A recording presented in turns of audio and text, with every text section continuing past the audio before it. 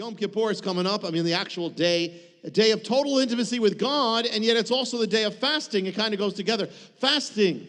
And it's not that, and fasting is important. There's some things that only happen with fasting, but there's other ways, there's other kinds of fast. It's not just fasting food. You can also fast from those things that are eating up your relationship with God. Fast from the television, fast from this, fast from the things you're feeding, you're spending all your time on, and you'll get hungry again for God. Hungry again. And then there's the Miskhan principle or the tabernacle principle, and that is simply God was not going to dwell in their midst without them building a tabernacle for him. What does that mean?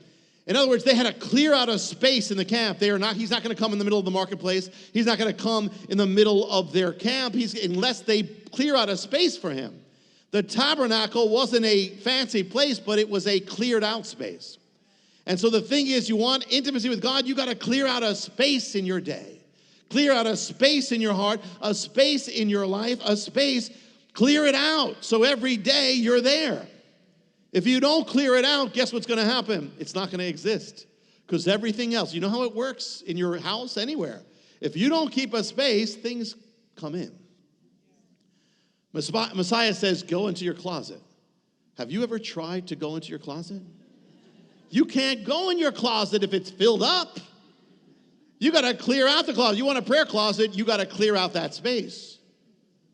In order, the word said dabak, to be joined to God. Well, be joined to God also implies being unjoined to other things. To have union, so part of being joined to God is I got to cut this thing loose. Because I'm too joined to this, I got to unjoin so I can join. I got to unplug so I can plug. If you have something in your life, preoccupation, taking you away, you can count on it. That's robbing you of your own love for God. Be still. So we also have to be still and know and focus on this and make it our aim. If you're talking to somebody and you're thinking of a million other things, there's not going to be intimacy. There may be sometimes you are talking to somebody. Ever talk to somebody and then they say, "What did I say?" And you have no idea because you tuned them out 2 minutes ago. Well, that happens with God too. You can't have that.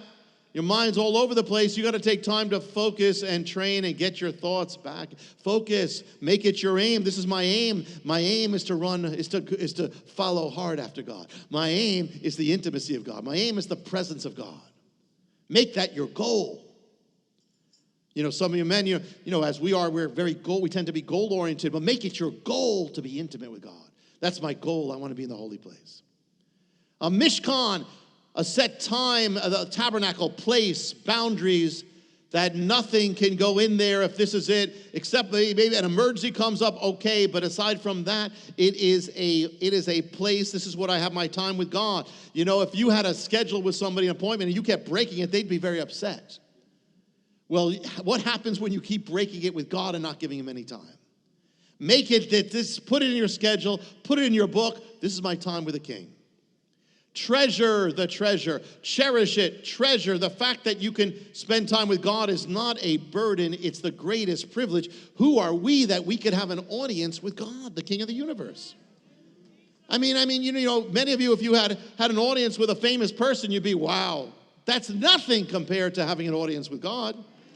Delight in the Lord. Make him your joy. Make him, and he will give you the desires of your heart. Make it your joy. That the greatest joy, the Holy of Holies was the greatest place. It was the most holy place, and it was God. So make in your life, in your heart, that the greatest part of my day is I'm going to have time with the King.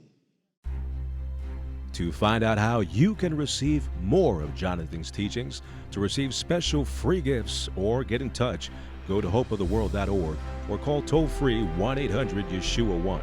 That's hopeoftheworld.org or call 1-800-YESHUA-1. That's 1-800-937-4821. You can also get more at Jonathan Cahn's Facebook page or write us direct at Hope of the World, Box 1111, Lodi, New Jersey 07644, USA. Hope of the World is dedicated to the goal of spreading God's Word and salvation to every land and people. We do this by spreading the word throughout the world and sponsoring compassion projects to the most poor and needy around the earth. To get in touch or have a part in God's work, just write to Hope of the World, Box 1111, Lodi, New Jersey 07644, USA. Or go to hopeoftheworld.org or call 1-800-YESHUA-1. That's 1-800-937-4821.